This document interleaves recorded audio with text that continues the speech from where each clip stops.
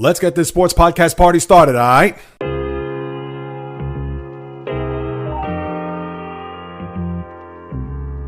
The J Reels Podcast. What is happening, my good people? Greetings. How are you? How's it going? How's everybody doing out there? What is the latest and greatest? Hope everybody's doing well, feeling fantastic, in excellent spirits. As we close out the month of May with another podcast and we get that much closer to crowning champions in both the fall and winter sports, I got that and plenty of others, including a shocking upset at the French Open, as this is the J Reels Podcast with Joe's J Reels. For my first timers, welcome aboard. And for those who've been banging with me going back to the very beginning, somewhere in the middle, even as early as this past Monday, I welcome you guys and gals back. And yes, I understand I can't start the podcast talking about Jannik Sinner and what, to me, I still can't digest what has transpired there at Roland Garros French Open. I'm going to get to that after I get through the NBA and NHL. And I'm going to start off with the NBA when it comes to them maybe tonight having a closeout game, Game 6 in San Antonio, the Thunder and Spurs. And before I even get to that, I have to say, if you're Adam Silver and the powers that be in the NBA, and when you look at this conference final and what they were hoping for, obviously they're looking for length in these series. Obviously they're looking for drama, suspense, intrigue. Of course, that all is going to equal to ratings. And sadly, you have not gotten that. In fact, when we talk about this Thunder Spurs series, it's actually a little ironic when you look at Game 1 and you saw the classic, the double overtime, the Wemby 3 at the logo to push it into a second overtime, the 41-24 that Wemby got in that game, and you thought, oh, geez, this is going to be a series for the ages. And ever since then, it has been anything but. You've had games that, yeah, at times have been competitive. I know in game, 2, 15-0, or I think it was game 3, where the Spurs came out, they led 15-0 before the Spurs went past them standing still. And then we saw what happened there in game 4 as they rebounded and won that game. Game 5 on Tuesday night, which was, I don't want to say was a foregone conclusion, but as I mentioned just a couple of seconds ago, not a lot of suspense, not a lot of drama, not the nip, tuck, finger biting, white knuckling type of game that we saw in game 1, to where it almost leaves you for a lot to be desired, especially tonight where the scene will shift back to San Antonio. And of course, it's do or die for the Spurs. And before I even get to that, it's one of those things where if you're even a good NBA fan, I'm sure you're a little disappointed how this conference finals has unfolded. I just chronicled what happened with the Spurs and Thunder to date. And then Knicks Cavs, we know what happened last week with the Game 1 implosion by the Cavaliers and a no-show from that point on. And I'll talk about the Knicks in a little bit as well. But just when you thought that maybe we could have a thrilling conference finals, whether in the East, but more so in the West, it has been anything but that. And I'm sure for Adam Silver, he's got to be highly disappointed to this point, but I'm sure he's on his hands and knees after drinking his cappuccino and maybe having his buttered croissant, that he is praying to the basketball gods that the Spurs win tonight. And I think they will, although I picked the Thunder in 6, and I'll break that down in a little bit. But as far as what the league and everything that they're hoping for the remainder of this series, whether it be tonight into Saturday night for a Game 7, they are praying to the high heavens that it gets to that point. But with Thunder and Spurs, listen, a Game 5 from where we last picked up from the podcast on Monday, you just had the one game on Tuesday, and there's not much to report. I know SGA did not shoot well in the game, got a lot of his points on the free throw line, but was efficient, had 32 points, 9 assists, also chip in Alex Caruso at 22, who for him, after that donut that he put up there in Game 4, certainly bounced back nicely. How about Jared McCain with a big contribution there, especially in the second half? And it was just another ho-hum, methodical Thunder win. I mean, Wemby did not have a big game. He did have, off the top of my head, 24 points, but didn't have a lot of rebounds. Did not have a big impact there. On the offensive side, was 0 for 5 from 3. And for the Spurs, it kind of made you think, all right, well, we'll get him in Game 6. But you have to wonder whether or not that the Thunder, I'm not going to say they figured out Wemby, but maybe enough for them to think that even if they don't win tonight, the Thunder, that they will be able to outlast the Spurs in a Game 7. Combine that with the youth and the inexperience and them not being able to rise to the occasion when the time has come. We saw that in Game 1, but that's early in the series. Now as you get to the real deep end of the pool, and when it comes to them trying to deliver, I could see them winning a Game 6 tonight, but Game 7, we all know is a toss-up, but you would have to think that the DNA and the pedigree of the Thunder will be able to surpass whatever Victor Wembanyama, Stephon Castle, going down the line, there in a Game 7. Now, could the Spurs win a Game 7? I think they could, but they're going to have to win tonight first. And I would think if you're Mark Daniel, the coach of the Thunder, as well as the players, and we would think no Jalen Williams or maybe even A.J. Mitchell for that matter, but we know how deep the Thunder are, and they're going to throw body after body after body at you. But I would have to think that the Thunder are probably saying to themselves, let's end this tonight. Let's not let them breathe. When we got them down, as they did in Game 5, now let's knock them out. Yes, they are a young team. They don't have a lot of experience. This is a building block for not only this team, but the head coach and even the organization as they try to get back to prominence. And it's going to come a lot sooner than we think. Could it come as soon as maybe Saturday night? I don't think so. Because what we've seen here from the Thunder is that just when you think that the knockout blow is coming, they dust themselves off, stand up, and they're the ones that throw the knockout blow. As we saw there after Game 1, winning Game 2. And even going to San Antonio for Game 3, where we thought, maybe the Spurs could take over the series. Even after a 15-0 lead to start the game, they were cool, calm, and collected, and they knew that, hey, there's still plenty of game to go. We got this, and sure enough, they ended up winning that game. So where they had faced no pressure. Maybe a little bit going into Game 5, knowing that if the Spurs happen to win that game, now everybody's going to probably write OKC off, knowing that San Antonio could close out these Spurs and grow up in front of our eyes to have that significant signature win. Of course, the Thunder said, with the Mutombo finger wag that he had done throughout the course of his career, and rest in peace to, of course, Mr. Mutombo. But with now Game 6 tonight, I would think that the Thunder, like I said, they're going to want to put away the Spurs team. But will the Spurs have enough gas in the tank? Will they have enough in them, led by their superstar wonder kid, to where he could go out and put up a 33-16 5-block performance? Because that's what they're going to need from him in order to get to a Game 7 there Saturday night in OKC. Does he have it in him? I think he does. But will OKC have enough to just be able to put 1 point better when you get 3 zeros on the clock in order for them to punch their ticket to the finals to meet the Knicks? Now, I picked OKC in 6, so I'm going to stick with that. Although I could see San Antonio winning this game, but I'm also sure that the Thunder have heard, whether they're watching the shows or reading the papers or anything like that, I'm sure a lot of people are thinking, well, we'll see you Saturday night for a Game 7 where that is going to be a big rating. That is going to be a big-time matchup because we were been waiting since Game 1 to have that just down-to-the-wire, suspenseful, edge-of-your-seat type of game that we have not seen from Games 2 through 5. And I would think maybe tonight we'll get that.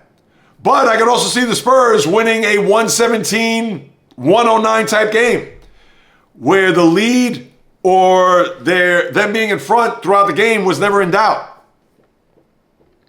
But I would truly like to see, as a guy that has picked OKC, as a sports fan, you want to see a Game 7. I mean, let's not fool each other. But I would think if OKC wins tonight, you know that they're going to mean business and not have that type of game where they're going to be floundering or they're going to be just like you saw there in Game 4, which was as abominable as a game that you're going to see OKC play. And who knows, maybe they've gone back to that film to kind of correct whatever issues, whatever ill wills that they had in that game and know that, all right, well, we prepared, we've planned, We're certainly not going to want to put anything close to a carbon copy of what we did there in Game 4 and watch them go out and win a Game 6 tonight. But my gut tells me that although I think OKC will win tonight, but there is a part of me that thinks that there's going to be a Game 7. And I understand that's a little wishy-washy, but you know what? Let me stand on 10 toes. I think OKC is going to win tonight. Because everybody's thinking that, there's going to be a Game 7. And watch there be a Game 7, and so be it. But even then, and obviously I'm not going to see you guys and gals until after Game 7, not until Monday when we reconvene on the podcast, but I would think OKC, even if they do not seal the deal tonight, I would actually be shocked if they lose Game 7. And listen, it's not out of the realm of possibility that they can lose. I mean, the Spurs, we know they're a formidable opponent. But again, are the Spurs ready to grow up over these next 2 games? Obviously, they need to win tonight in order for them to get to that point where it's like, wow, maybe they've arrived. And I don't know if this is the year. Now, obviously, if they do get to a Game 7 and lose, I'm sure everybody's going to think that they're going to be the proverbial favorite to get to and win the final next year. But that's for then. This is now. And I think the time for OKC is now, knowing that they want to get back to an NBA final. They want to defend their crown. Obviously, they're going to go up against the hottest team that's standing. I mean, let's face it, and I'll get to the Knicks in a minute. But for OKC, I think they're going to win tonight. And I know that there's a part of me, as I said a minute ago, but how I look at this team, I'm sure whenever they have that daylight, even if they get off to a slow start, even if the Spurs are up at the half by 11, I'm sure they're not going to all of a sudden say, all right, guys, we're going to mail this one in. We're going to see you Saturday night. I would think they're going to do whatever it takes to muster up enough energy to try to close them out. And I understand, we haven't seen that in previous series dating back to last year. Whether that was the series against Denver when they lost Game 6 in Denver before closing them out Game 7 at home. Or the same with Indiana, where they went to Indiana Game 6. We saw what happened there, and they won the title there in the following game. Maybe the same recipe applies here, but then maybe based on their experience, know-how, etc., they say, we don't want to push this to a Game 7. I understand it's in our building. I understand we'll be favored. I understand we may even end up winning, but let's close this sucker out now. We're going to get a couple extra days off in the process and then have the Knicks come to us, and we'll see you Wednesday night, Game 1, NBA Finals. Now, as far as the other series with the Knicks, listen, I've talked about it a lot. If you've watched here on the channel, on YouTube at JReels. If you haven't, please subscribe. I'd really appreciate that. But the Knicks, they are on a historic run, torrid run. It's been well over 2 days since we've been able to digest this, regurgitate it, whatever you want to call it. And all I could say is much props to what they've done. They have beaten these teams to a pulp, whether it's the last 3 games against the Hawks, obviously these sweeps against the Sixers and now the Cavs. And here they are, 11 in a row, the point differential through the roof, unlike anything we've ever seen. You got to go back to the 73 Bucks to have this point differential of, and I even believe they got them by 31 points. The Knicks were at 262, the Bucks 231, and then you can even go back to the 2017 Warriors who had that big differential when it comes to the margin of victory throughout the course of a series.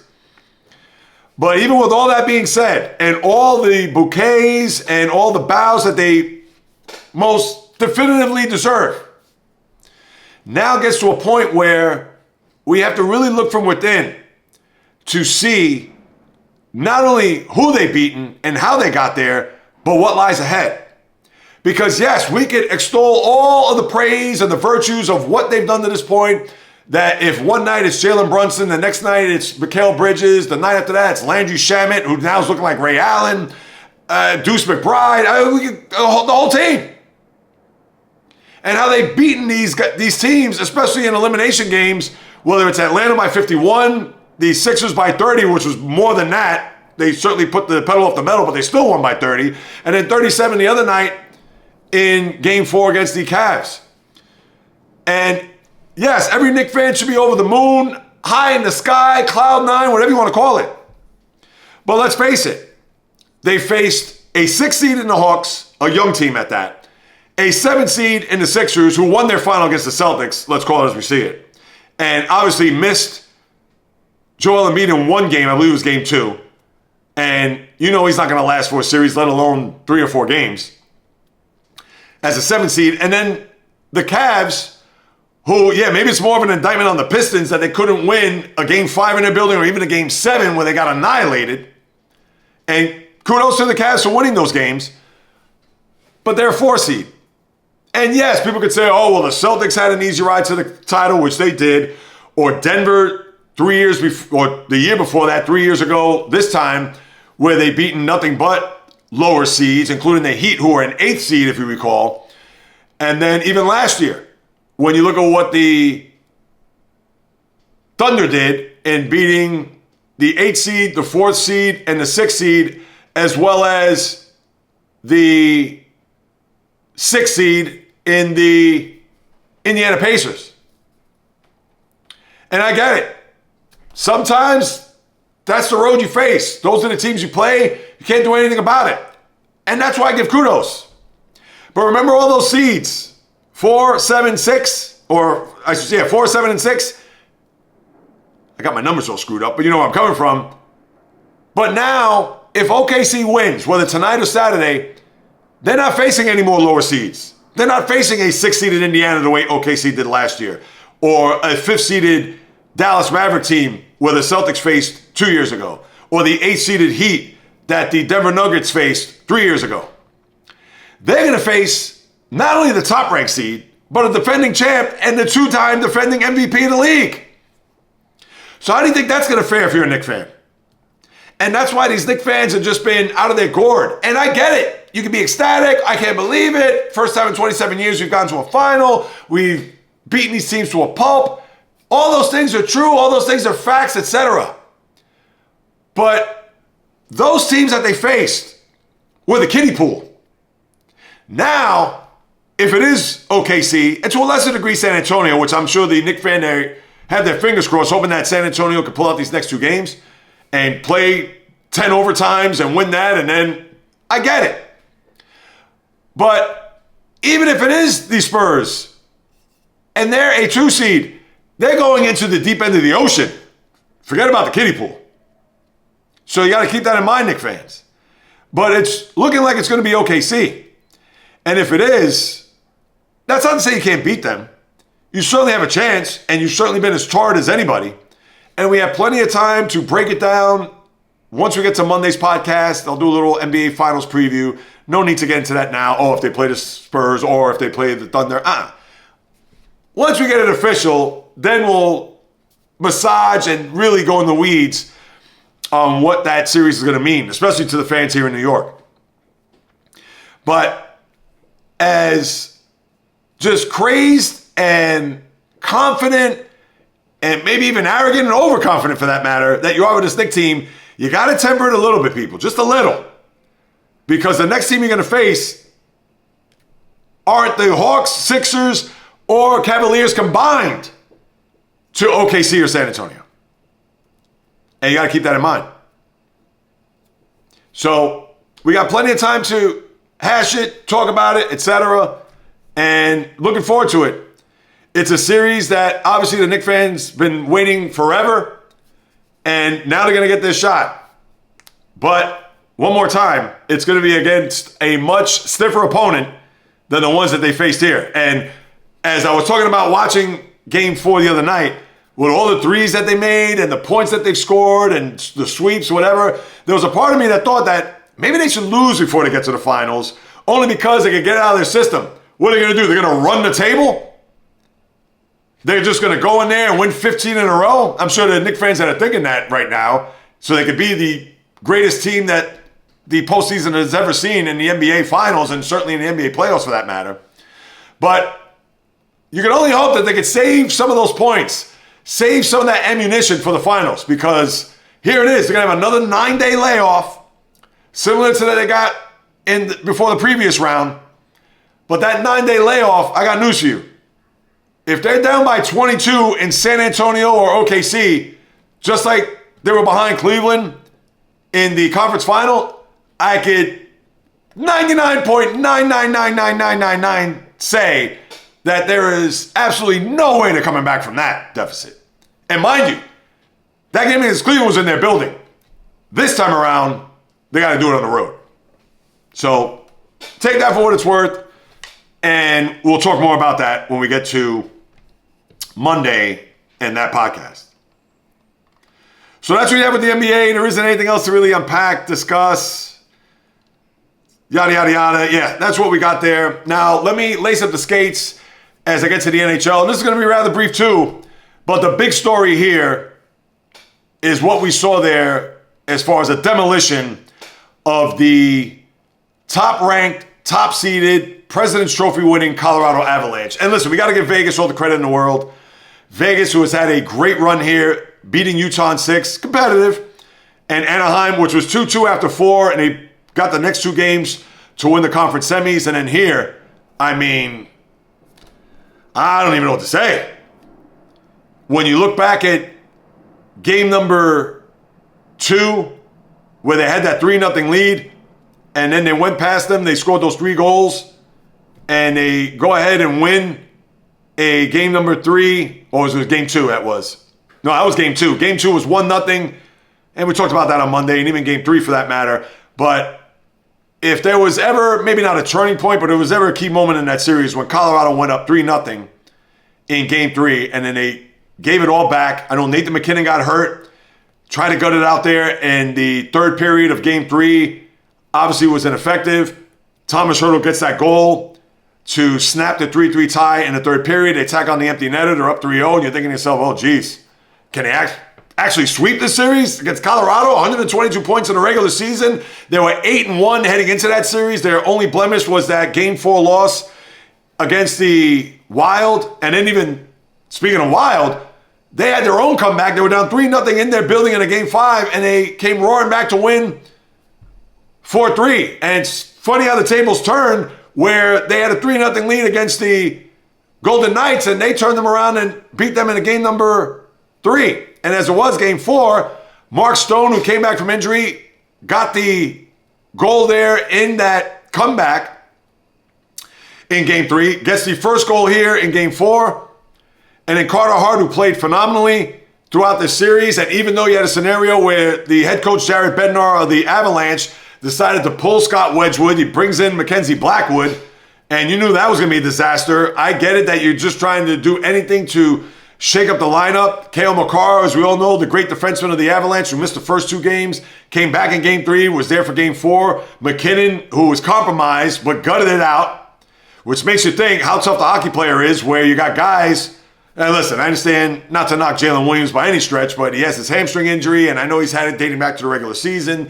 We have seen him play a little bit here in this postseason, but not able to give it a go. He's not going to go tonight, considering they have a 3-2 series lead. Does he even go for game 7 if it gets extended to a 7th game? That we'll wait and see. But McKinnon, obviously not his usual self there in game 4.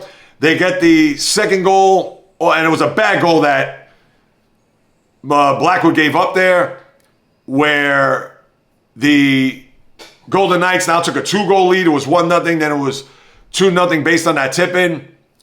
And then the Avalanche did score a goal. They did get a deflection there with about 2:03 to go, which made it 2-1 and made you think, uh-oh, is this going to be a point where Colorado, they'll pull the goalie, get the extra skater, and then next thing you know, they tie the game, push it to overtime, and they survive. And then go back to the Rocky Mountains with a shot to maybe push it to a game 6. Obviously, we're unable to get that game-tying goal. They lose 2-1. And the Vegas Golden Knights, for the 3rd time in 9 years of their existence, are going back to a Stanley Cup Final. Remember, they won the Cup 3 years ago when they beat the Florida Panthers. And kudos, congratulations.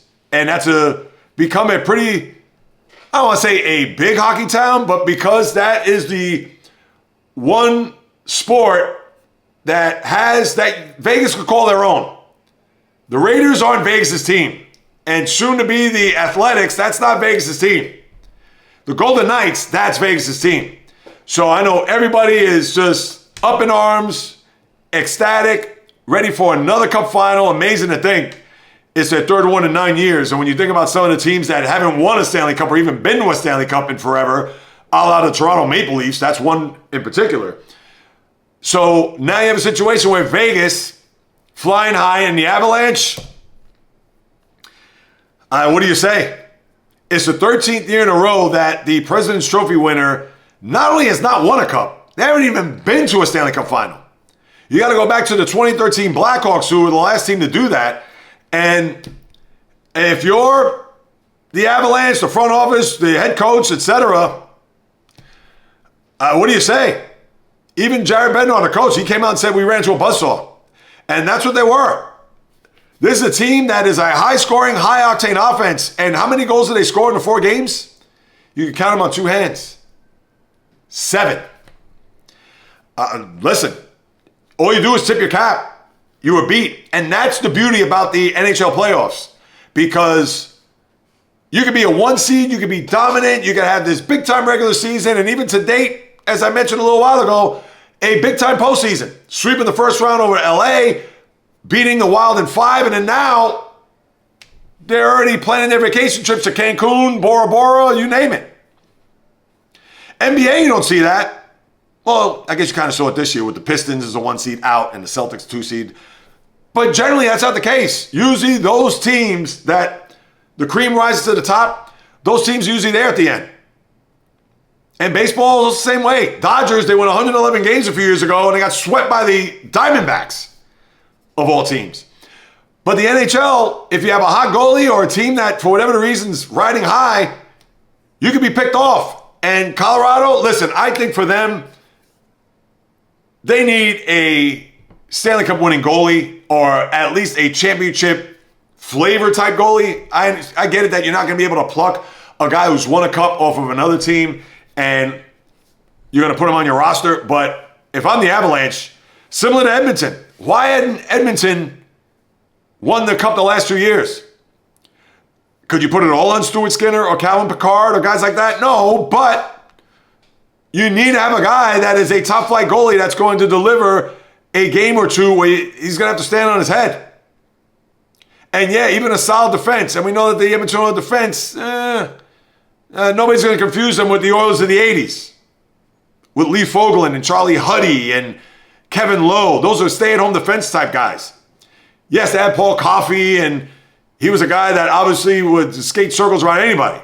But you need to have those other guys in order for you to get to the Holy Grail and win a Stanley Cup. And Colorado, they won a cup 4 years ago. It's not as if that team has disbanded. They still have a lot of those key players on that team. The McKinnons, the Landeskog's, the Makars, etc.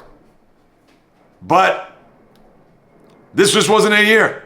And they're going to have to go back to the drawing board and kind of figure out what went wrong and try to get people on their roster to make another run at this come 26-27. And as far as the East finals are concerned, now you can look at the clock and you could also look at that glass slipper for the Montreal Canadiens, and right now it is at 11:59 and maybe 30 seconds. Because the Canadiens, they cannot win a home game to save their life. And that is the disappointing part, because for as great as this run has been, and listen, they've had a great season. And here I am, I'm already throwing dirt on them. But let's face it, Carolina, that game 1, definitely attribute that to rust. They score that goal 33 seconds in, but then 27 seconds later, Montreal ties the game, and then they proceed to go on to a 4-1 lead. They win 6-2, and you're thinking to yourself, wait a minute. Can the Canadiens actually, somehow, some way, not only be competitive, can they even win this series? That's what you were thinking after game 1. And look, games 2 and 3 both went into overtime. Nikolai Ehlers with a great goal there in game number 2, which, all right. Now you go back to Montreal, where they were 2 and 4 in the playoffs to date, or up until game 3, of course. And you were hoping that if you're a Canadian fan, that they could just win 1 game. Because if they do that, then you know that you're going to go back to Carolina, tied at 2, best of 3, and I get it that they get the home ice, but you would also think that, wait a minute, if they could steal a game down there, and in all likelihood they had to steal 2, they could go on to a Stanley Cup, where they haven't been to since the 2020 season. Of course, that was 2021. That was the second part of the shortened season due to COVID, where they played Tampa and lost, I believe, 5 games. You know, down 3-0. They won game 4, but then lost in 5. And now you have a situation where they go up there, they lose another overtime game. Tough game in game number 3, where Andrei Svechnikov gets the overtime goal. I think it was late in overtime, was it not? I don't know. Maybe it was definitely, it wasn't in the first part. Maybe it was, I don't know, 15 minutes in, whatever it was. And Montreal, they had to come back. They got a goal there in the third period. Oh, excuse me. Was it third period? They were down 2-1. They tied the game. And then I don't believe anybody scored in the third. And they lose in overtime. And away you go. And then last night, they gave up the 3 goals in less than a 3-minute span. Late there with about 5 minutes to go in the first period. And that was it. There isn't anything much you could even discuss. When you knew that they were going to be down 3-0 after a period. And listen, we know the Canadiens, they have a lot of spunk, they have a lot of speed, and they have a lot of heart. But let's face it, they have 1.5 lines that, compared to Carolina, there's no way they're going to be able to match their firepower. Now, the goaltender's going to have to stay on his head in order for them to survive, to get past tomorrow night for a game 5. But how I look at it, I see Carolina winning this series tomorrow night. They're not going to fool around. They've gotten their sea legs for sure. They're back to being their dominant selves. And I mean, think about it. They're 11-1 so far in this postseason. And I'm sure they're going to put that final nail in the proverbial coffin for the Canadiens and send them packing, where they'll go ahead and play for a Stanley Cup against Vegas. And 2 things about that. One, as I'm recording this right now, early Thursday morning, there hasn't even been a schedule for a Stanley Cup Final just yet. What are we waiting for? Now, I get it that the series could end tomorrow night, and I would think if Carolina polishes off the Canadiens, if not Monday, I would think Tuesday night, these Stanley Cup Finals will begin. Because then they don't want to be overlapping with the NBA Finals. Have the NBA Finals play on their nights with the NBA Final schedule is set. It's Wednesday, Friday, then 2 days off. Game 3, Monday in New York. Game 4, Wednesday in New York. Then you got a couple days off. Then you have a Saturday night game, Game 5, followed by a Tuesday night Game 6 in New York, and then Game 7 will be on a Friday. Where I would think the NHL, they'll probably start at Tuesday. So it'll be Tuesday, Thursday. So you'll have a finals game from Tuesday to Friday, NBA, NHL. Then after Thursday, they'll play Sunday night. That will be in Vegas. Then Tuesday night. So then you have the 4 straight days of NHL, NBA. And then after the Tuesday night, they'll play Friday, Monday, Thursday. That'd be my guess. That would be a schedule. But they haven't even announced it yet, which I don't even know. I get it, they want to wait for this series to end, but you can forecast to think that, all right, well, if the series ends in 5, we're starting here. If it ends at 6, we're ending here. So what? You're not going to confuse your fans. I mean, people want to know when these games are going to be played. So that's number 1. And number 2, I don't care what Gary Bettman says. A Carolina-Vegas Stanley Cup Final is not a sexy matchup. And that's no diss to the Hurricanes or Golden Knights.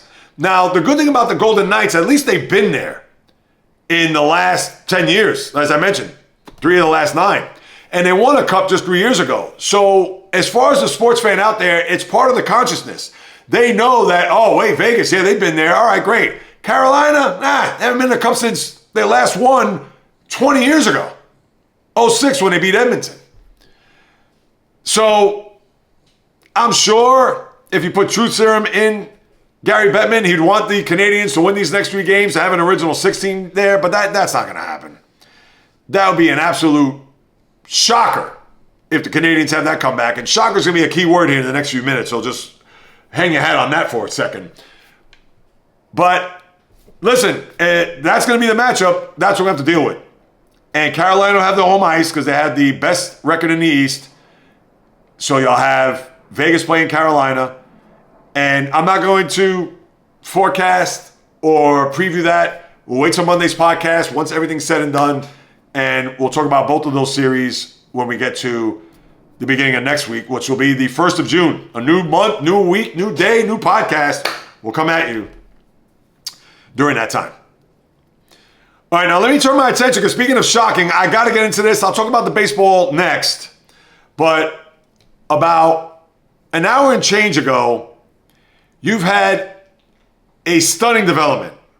One that, when I saw it, I absolutely couldn't believe it. And when I saw it and read it and looked at how this unfolded, again, it really boggled my mind. Now, I also understand, too, how many people are following tennis as I break out my tennis racket?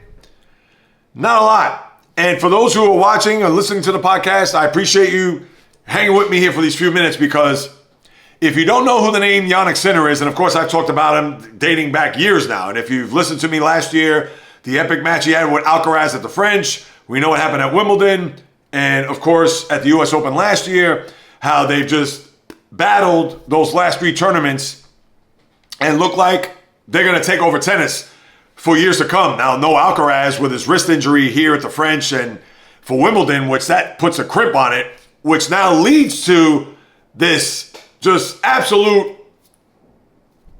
surprise of the situation here. Because for Jannik Sinner, who is by far the odds-on favorite to win the French Open, and mind you, this was a tournament that he needed to complete the career Grand Slam, because he's already won an Australian, he's won a couple, Wimbledon, and a US Open. So he needed this to put that feather in his cap, just like Alcaraz did a few months ago when he won the Australian Open, to be the youngest player to win a career Grand Slam. So now he goes up, and I got to make sure I read this guy's name correctly, because you know me with names, people. So he has a match, second round, and I'm going to have to watch this later because they interviewed him afterwards, against Juan Manuel Cerundolo, where he was up 2-0, 6-3, 6-2. So obviously he's handling his business. And now he gets to a third set where he's up 5-1. So he's literally one game away from straight sets going on to the next round. But there's been a heat wave in Paris since the start of the tournament. And one thing that he has not done well has played in the heat. He lost in Cincinnati last year to Carlos Alcaraz, which not a major tournament, but it is a tournament of note when it comes to the tour. And actually he had to retire because of the heat. Mind you, that was in the middle of August or late July into August. So for Sinner, you want to talk about a kryptonite? We thought Carlos Alcaraz, to a certain extent, was. It is high temperatures and oppressive heat. Because what he proceeded to do after being a 5-1 in what should have been the final set, he proceeded to lose 18 of the next 20 points, lost that third set 7-5 in a tiebreaker, and then after that loses 6-1, 6-1. Now, everybody knows he's Italian, and I get it. Where he grew up in Italy, where he's from, it's not the Caribbean. It's not as if he's in Aruba or is born and raised in Aruba where he's accustomed to the heat. But geez, it's not as if he was born in Antarctica either. And literally, he was match point away from putting Cerundolo out into the pasture, and he just literally wilted in the heat. Listen, if he would have lost this match, let's just say they split the first two sets, and then maybe Cerundolo won the third set, and then Sinner got the fourth set, and then lost in a tie-breaking fifth set, it would still be a shocker. But at least you can look at that and say, all right, it was competitive throughout. Scenario where it was back and forth, nip and tuck. You got some thrilling points there. Maybe a match point that Sinner had and he lost in the fifth set, went to a tiebreak, and then Cerundolo ended up winning. All right, it happens. But this, I get it. The Heat, for whatever the reason. I don't know, was he not hydrated? Who knows? But this is a choke job. I'm sorry. If you're a match point in the third set where you could literally walk off and muster up whatever energy to just put this guy away, and you were unable to do that and then lose 6-1, 6-1 in the final two sets. And I'm not a big Jannik Sinner fan, so I got to say that. Listen, he's a great player. I'm not by any way disparaging and knocking that, but that is a gag job. I'm sorry. And that could have been my favorite tennis player or golfer or team. It doesn't matter. That one is, he's not going to sleep. As it is, he's probably getting IV fluids or drinking gallons of Gatorade as I'm speaking. But man, that is just an awful loss. And that's one that's going to stick to him, especially at that tournament where on that surface, and if we would think that Alcaraz comes back next year, and who knows if there's going to be another player that's going to lead the brigade to kind of get themselves back in the pecking order of things, was it Daniil Medvedevs, who was ousted in the opening round there on Monday. And then on the women's side, you had Jessica Pegula as well as Elena Rybakina, the second-ranked woman in the world. She's out.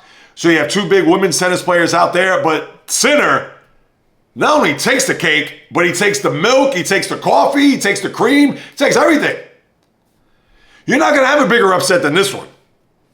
Now, I understand if Sabalenka or Goff or somebody loses now, yeah, it'd be huge. But not at the precipice of winning and then all of a sudden just literally melting down in front of the Roland Garros crowd there to where he was left in a puddle.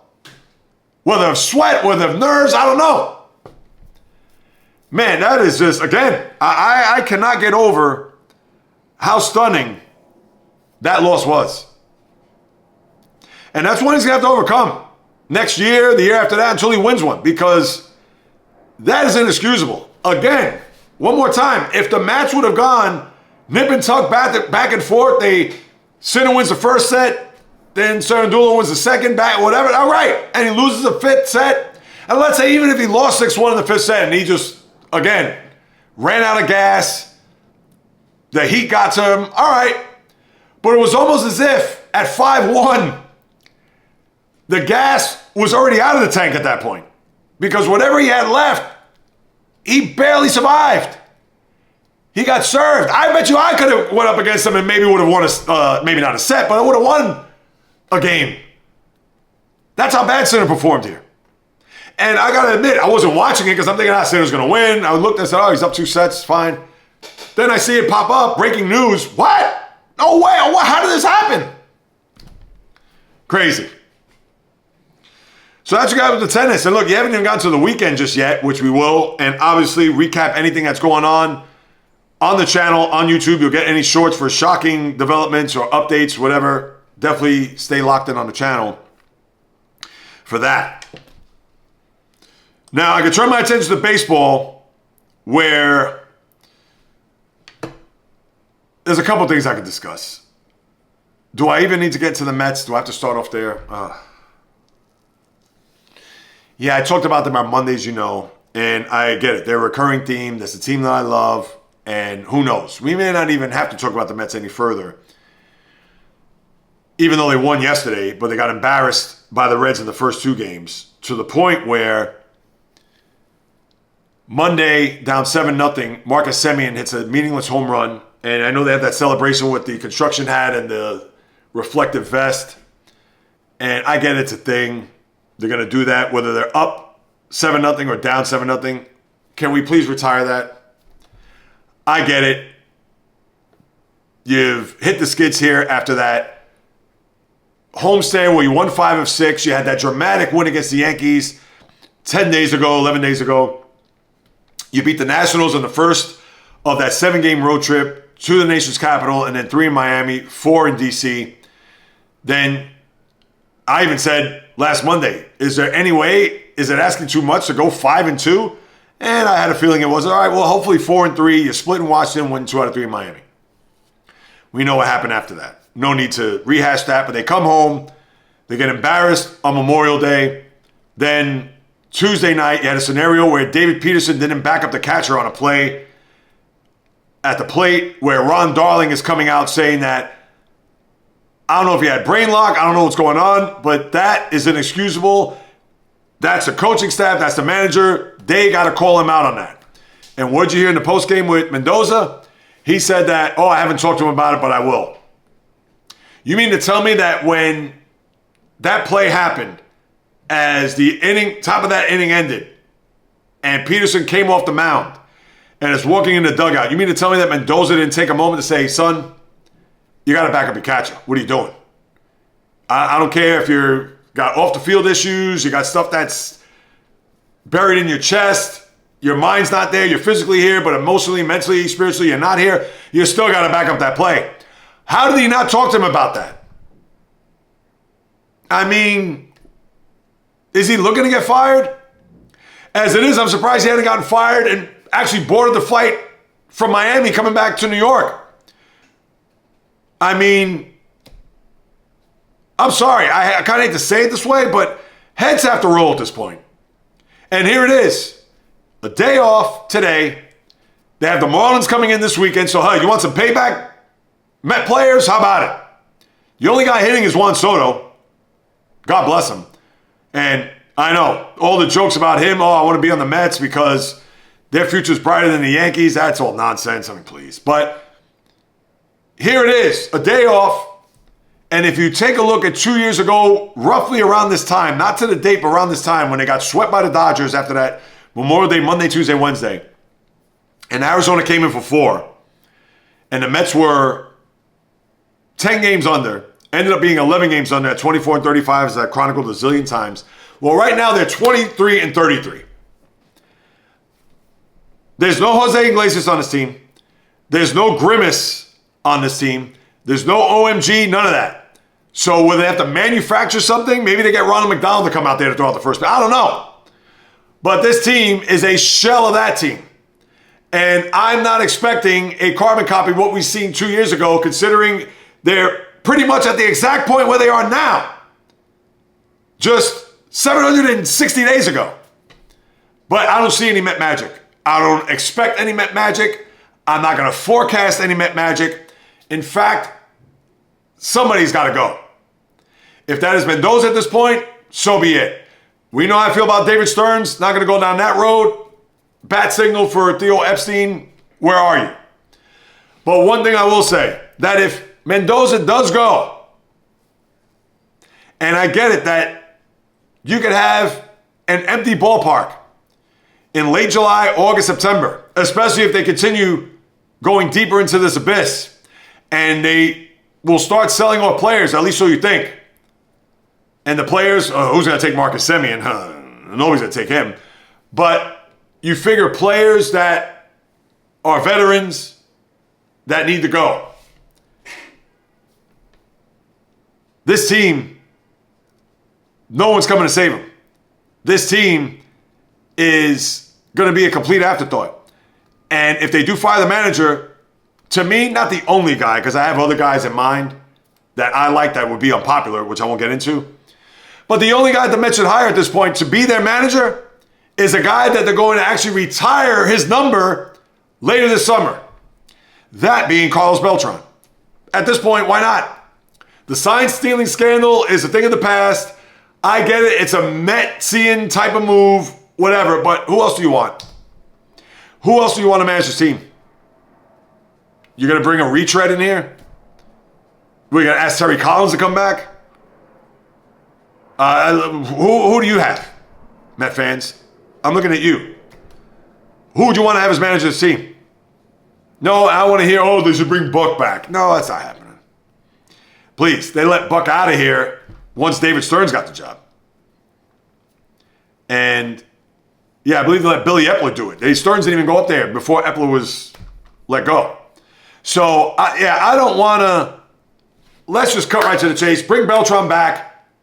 salvage the rest of the season. Let the kids play. See what you got with those guys, the Carson Benches, the AJ Ewings, the Christian Scotts of the world, Nolan McLean if he gets on track. Yeah, and then you just take it from there. That's it. This is done. And this is not to put this out here to be a jinx, to be a situation where, oh, let me see if I could put this juju out and then all of a sudden they go on this winning streak to make me look foolish. No, I'm not doing that either. Tis what it is, people. This is the Mets season. And yeah, this is going to be probably and end up being the worst season that they've had dating back to the 1993 worst team money can buy, a la Bobby Bonilla, Eddie Murray, Brett Saberhagen, those teams. So that's enough. I'll stop there. Couple of things. Christopher Sanchez, how about him? He's now pitched 44 and a third scoreless innings. Still has a way to go to get to Oral Hershiser, and you would think he would have to do that over the next 3 starts, because if this was baseball 30, 40 years ago, 2 complete games will get him closer. Think about that. If he went 9 innings, if he had 2 no-hitters, dare I say, and even though there is a no-hitter part of this baseball segment, if he do 2 complete game shutouts, he would still, no, as a matter of fact, if I do my math correctly, he will surpass Oral Hershiser. Oral Hershiser, 59 innings, scoreless. He is, 15 and 2/3 innings away? No, I take that back. 14 and 2/3 innings. So his next start will be Monday, I believe. They have a day off today? Monday or Tuesday. Let's take a look at the schedule here real quick.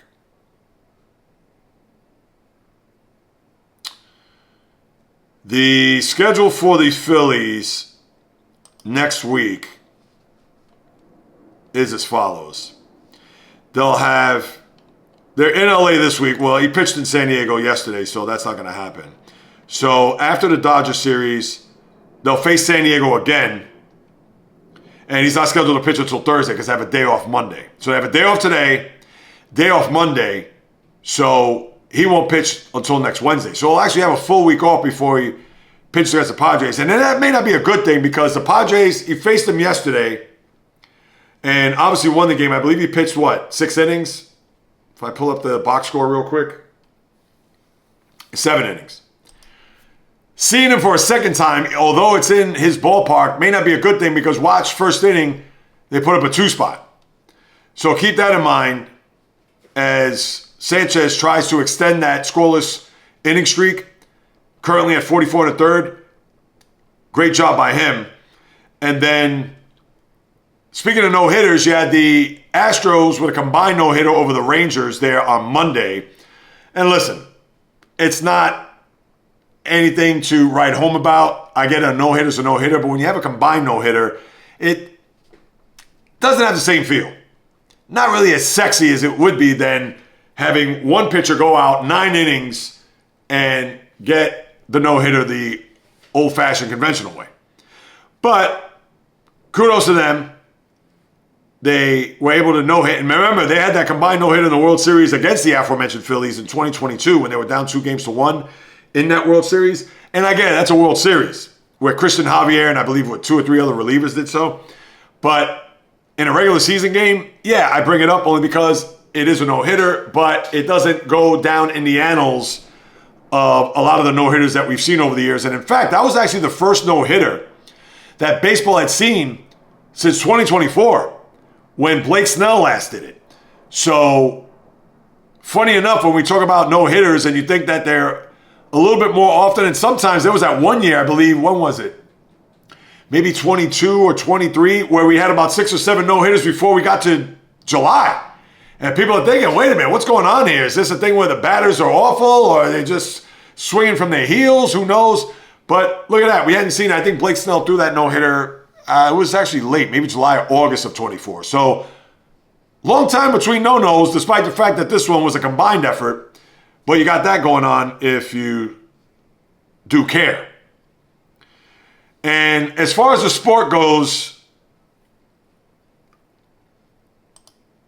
Yankees, who swept the Royals, no shock. And the Rays got swept by the Orioles.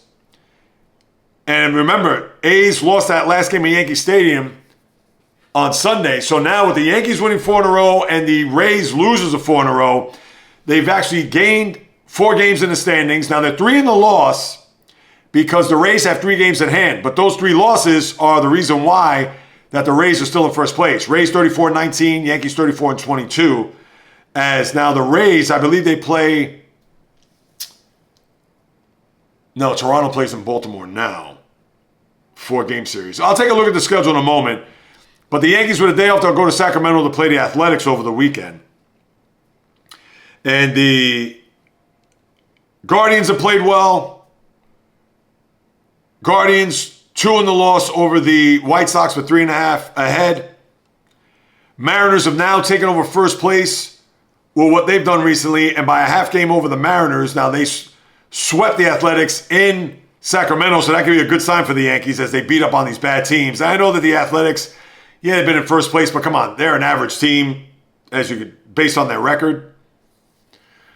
But you have that. Phillies coming off of that sweep of San Diego, but still 8 behind the Braves, who are well ahead in the NL East. Nationals, who are over 500, give it up, but again, I just give them that props because they're over 500 here as they are 29-28. Brewers have played well, swept the Cardinals as they're now 5 games in a loss ahead of them. Cubs snapped their 10-game losing streak. Hooray to them. They've not only, think about this. Cubs, for the first time, I think since the 2017 Dodgers, and I think they lost 9 in a row, but they had a 10-game winning streak and a 10-game losing streak in the same year. But here's the thing. They've had a 10-game winning streak and a 10-game losing streak, and we haven't even got out of the month of May yet. I mean, is that crazy? The Cubs were actually at one point 27-12, and since then, they have gone 2-13. So, no, I take that back. They've gone 3-14. So let's see the Cubs getting that win yesterday as they snap that losing streak against the Pirates and get back on the beam to be a little bit more competitive in that NL Central. And then you have the Diamondbacks who have played well. Diamondbacks who are now tied with the Padres for second place as, listen, they're beating up on the dregs of the NL West. They beat the Rockies in the back 2 of their series, swept the Giants here, and the Padres just talked about them losing to the Phillies for 3 straight. But now the Dodgers have a little bit of distance. Ohtani, who pitched, 6 no-hit innings, hit a home run to lead off the game, similar to what he did last week. And now the Dodgers seem to be cruising here as they are now 4 in the loss, 4.5 ahead of both Arizona and San Diego in the NL West. As we head into the weekend, and what the schedule has... And I'm going to go by the games tomorrow. There may be some 4-game series. Let me just see. Hold on. All right, here are your series of note. Yeah, Toronto at Baltimore is a 4-gamer. Then you have San Diego at Washington before they go to Philadelphia. Atlanta at Cincinnati.